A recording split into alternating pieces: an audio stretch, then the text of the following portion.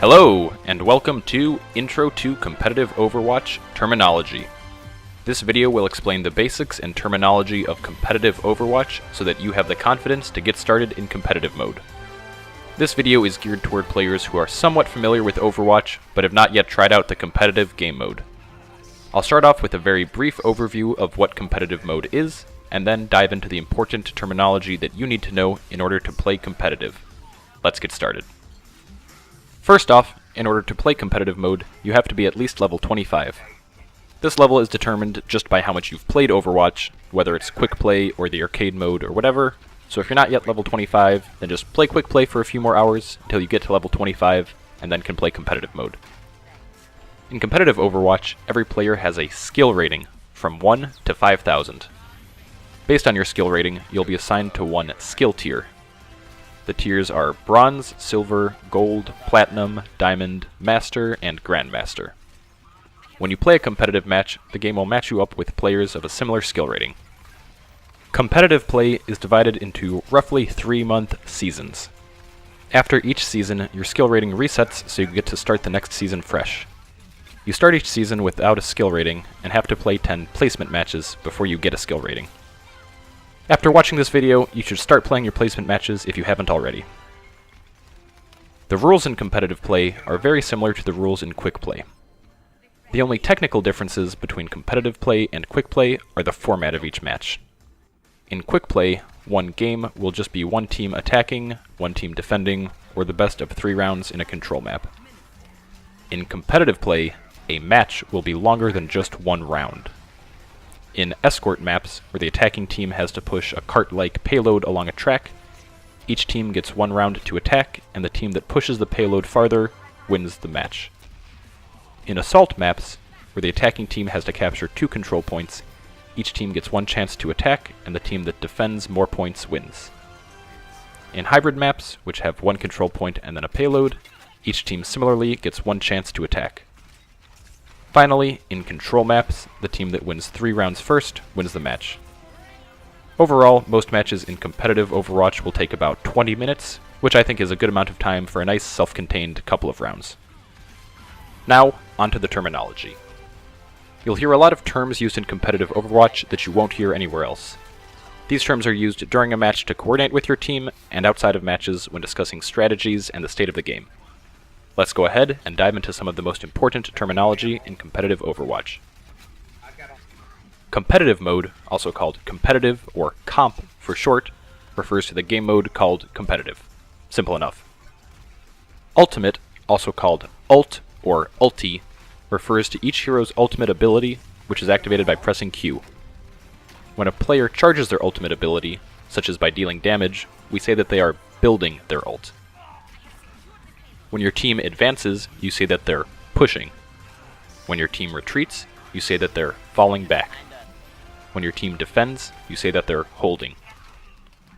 When a player sneaks around the enemy team, you say that they're flanking. Some heroes are particularly good at flanking, like Reaper. When a player distracts the enemy team, but doesn't actually kill anyone, you say that they're harassing. Winston, for example, is a good harasser. Heroes who don't have much health and thus can be killed quickly are called squishy, meaning you can easily squish them to death. I think this term comes from World of Warcraft or League of Legends. If your team wants everyone to attack one enemy in particular, they'll say to focus or focus on that enemy. If a player has low health, you say that they're lit, as in little HP. If a player has such little health that they could be killed in 1 hit, you say that they are 1 hit or 1 shot. If both teams have 6 players fighting and you manage to kill an enemy, you say that you picked them off or got a pick. Oftentimes, just getting 1 pick is enough to give your team the advantage they need to push in. Although Overwatch officially divides heroes into 4 types, offense, defense, tank, and support, the competitive community only divides heroes into 3 types. These types are DPS, tank, and support or healer. DPS stands for damage per second and refers to heroes that can deal a lot of damage every second. The DPS heroes are pretty much just the offense heroes and the defense heroes. DPS heroes are expected to get the most kills and the most damage. Tank refers to heroes that can absorb a lot of damage from the enemy team. In addition to the official tank heroes, some people consider, for instance, Mei to be a so-called off-tank because she can stay alive thanks to her cryo-freeze ability, and thus is kind of like a tank, but not really. Support, or healer, refers to heroes that are supposed to heal their teammates. Ana, Lucio, Mercy, and Zenyatta are healers, whereas Symmetra is just a support. The word hitscan refers to a hero that can shoot long-range, non-projectile weapons. What this means is a hero that can instantly deal damage to an enemy far away.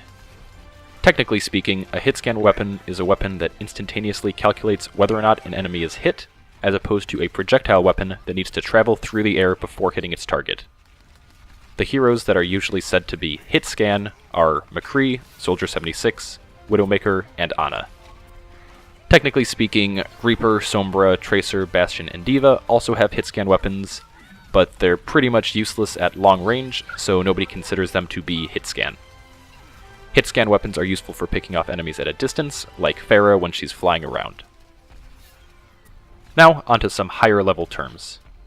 A hugely important concept is team composition, also called team comp or just comp. Team comp refers to the set of heroes that your team has selected. For instance, if your team has no healers, then your team is said to have a bad comp. The selection of heroes to form your team composition is referred to as the meta. The word meta refers to the fact that picking heroes is a high-level strategy that you'll usually need to decide before the game even starts. At different points in time, the competitive community will tend to think of certain strategies and team compositions as being better or worse than others. For instance, someone might say, Symmetra is really strong in the current meta. One thing that affects the meta is patches. When Blizzard updates Overwatch, like changing the damage a certain hero does, they do so with a patch to the game. If a hero becomes better in a patch, like dealing more damage, people say that the hero received a buff or was buffed. On the other hand, if a hero becomes worse in a patch, we say that they were nerfed or received a nerf. Think of a buff bodybuilder versus a squishy nerf football. Some heroes tend to be better against other heroes. In these cases, we say that the hero counters the other hero or is a counter to them. When talking about specific abilities in a match, we might also use the word counter. For instance, if the enemy Roadhog uses his Whole Hog ultimate to start damaging your team, but then your Zenyatta uses his Transcendence ultimate to heal your team, then you might say that the Zenyatta countered the Roadhog's ultimate ability. The word strat is just short for strategy, and refers to either a tactical decision, like what area your team should defend, or a broader strategic decision, like whether you should have 3 tanks. If someone is shot calling, that means they're telling their team what's going on and telling them what to do. Although you can have multiple teammates shot calling, it often works out best to just have one player at a time take responsibility for deciding when to push in versus when to fall back. Often, but not always, one of your team's healers will be your shot caller. Solo queue refers to playing competitive mode by yourself. In contrast, if you join a group with other players before joining a competitive match, you say that you're in a stack. For instance, if your group has 3 players, then you're in a 3 stack. For specific strategies on solo queuing, check out my other video on that topic. There are other terms you'll hear in competitive Overwatch, like nicknames for heroes and their abilities, but the terms we've covered here are the vast majority of what you need to know to get started in competitive Overwatch. If there are any important terms that I missed, please let me know in the comments section below. I'm working on a follow-up video to explain the fundamental strategies you need to know in order to play well in competitive Overwatch, so stay tuned for that one. If you liked or disliked this video, please leave a thumbs up or a thumbs down, and consider subscribing for more Overwatch content. Thanks for watching, and I'll see you next time.